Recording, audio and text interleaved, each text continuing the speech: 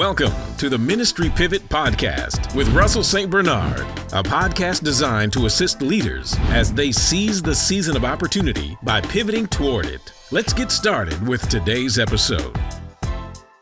Hey family, Reverend Russ, back again with another Ministry Pivot. Super excited about what God is doing again in the life of this ministry, in the life of Ministry Pivot, and even in your lives as I hear about the comments, as I bump into you and see you all at leadership events and trainings. Actually, I was at a leadership event. I was actually at a conference, 10 by 10. Big shout out to Brother Ray and the whole team by 10 by 10 over there. We were out in Dallas a couple weeks back, and this actually is the pivot that I want to talk about from that. But before I get into that, don't forget to like, to comment, to share, to subscribe. Don't forget to follow. Don't forget to share this with somebody. And again, in the next couple of weeks, we're going to have our TKN Leadership Conference here at Kingdom Fellowship. Big shout out to my pastor, Pastor Matthew Watley. We are hosting hundreds of pastors from all over the globe. And so please, you want to make sure that you're in the space. You will see information in the show notes. You'll see information on the screen even now to get you plugged into the TKN Leadership Summit. Prayerfully, you can make it here with us in Maryland. But if you can't make it, you can also be a part of it online. There are digital packages available. But a couple weeks back, again, big shout out to the 10 by 10 movement. Super excited about that and the vision that is there, and also the leaders that are comprised of that group. That group is focusing on trying to make sure that in the next 10 years, there are 10 million young people who have consistent and radically relational lives that are based on Jesus Christ. And so super excited about that. But the group and I went out to Dallas, Texas. Now, I am not a Cowboys fan. I am New York native all day, all night. And so the Giants are my team. And of course, I'm in Baltimore. To DC, the Commanders, y'all been doing your thing. But the Ravens are also a team that I root for, super excited about. But either way, I was had the opportunity with 10 by 10 and several hundred other leaders and pastors across the country to go and visit the Cowboys Stadium. Now, I am not a Cowboys fan, but what I can tell you is I'm a fan of that stadium.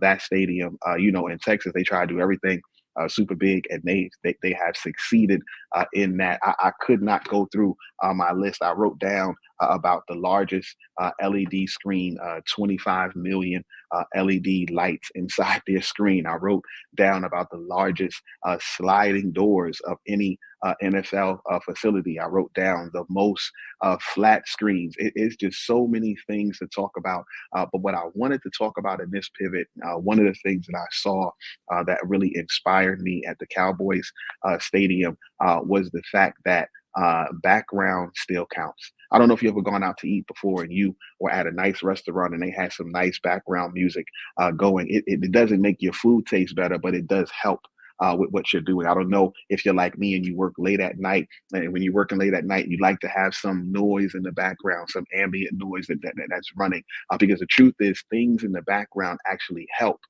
you to do what you're doing on the pulpit or on the stage or wherever you are even better. And the Cowboys Stadium, let me tell you, and I'm sure it's the same for every stadium, but that stadium was just different and again, because it's so fresh, I wanted to record and talk about it. Man, their background is 5-star.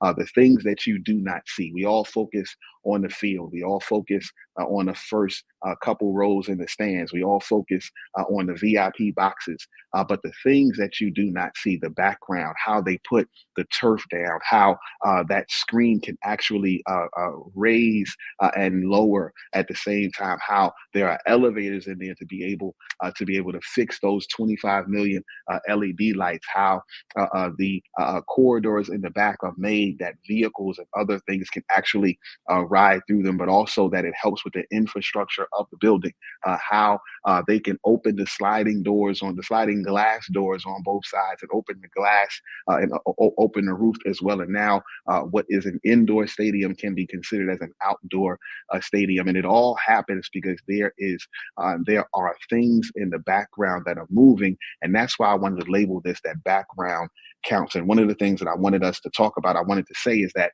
at the end of the day, the two questions that came to mind as I was engaging with staff, as I was talking with other leaders, and the two things that came to mind is one, who's in our background, and then whose background are we a part of? Who's in our background? Who's making sure that what we're presenting, that what we're doing, that what we're achieving actually runs on target? I know from an operational guy, which is what I do here at Kingdom. Again, big shout out to our church, Kingdom Fellowship. But and it takes hundreds of leaders to do what we do on Sunday morning. I'm sure at your office, I'm sure at your job, I'm sure in your community, I'm sure in your house, you know that there are so many different details in the background. My encouragement, my thought for you today is for you to focus on who's in your background, and maybe what you are able to produce or what you are not able to produce is really a result of who is in your background and who's not in your background. Do you have the right people supporting? Do you have the right people doing the right things? Are you allowing for other people, get this, to serve in their area of need and their area of focus? Or are you doing everything? And because you're doing everything, there's no one in the background because you don't need anybody. I'm here to tell you one of the things that I was able to glean from, one of the things I was able to see is that there's no way that Cowboys Stadium can do anything without tons of people supporting in the background. So the question I wanted to ask you was just two questions. One is who is in your background? And the second question is, whose background are you a part of? Or is it all about you? Is everything that you do from Monday to Sunday, everything that you do according to your job, according to your business, everything that you do to support you, are you cheerleading? Are you pushing for somebody else to move forward? One of the things that I love about Clifton Strips, again, shout out to Gallup, shout out to those that are part of my coaching cohort, those that I'm able to coach. They appreciate you.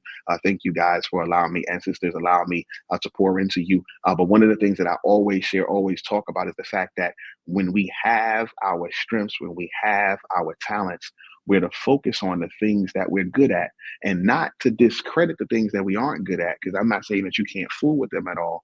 But you need to focus on what you're good at, because if you do that, then you allow someone else to do the things that they are good at.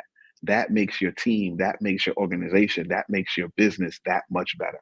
And as I was at the Cowboys Stadium, and I was thinking about background counts and who's in your background and whose background am I a part of, I wanted to make sure that I was sowing into somebody else's vision. I was sowing into somebody else's dream. I was sowing into somebody else's purpose and focus. And I really just wanted to share with you for a couple of minutes. I'm done now. That the background counts, and what's important is that you understand who's in your background. And sometimes, if you have the wrong people in your background, you may not be producing what you ought to produce. And at the end of the day, brothers and sisters, man, we have to be a part of somebody else's background. If all we're doing is contributing to our own selves, we're doing ourselves a disservice. We were made to give more than we were made to receive. We were made to sow into more than we were made to be sown into.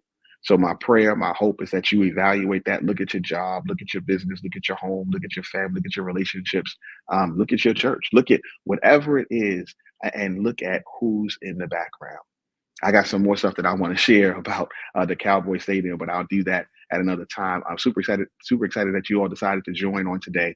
Don't forget to like, to comment, to share, to subscribe. Don't forget to go to ministrypivot.com. Don't forget to follow us on all of our socials. Share this with somebody. Look at the show notes, get the show notes, and don't forget that this is your season of opportunity. All you have to do is pivot toward it. Last, don't forget to join us at our TKN Leadership Summit coming up in just a couple days. Talk to you soon. God bless.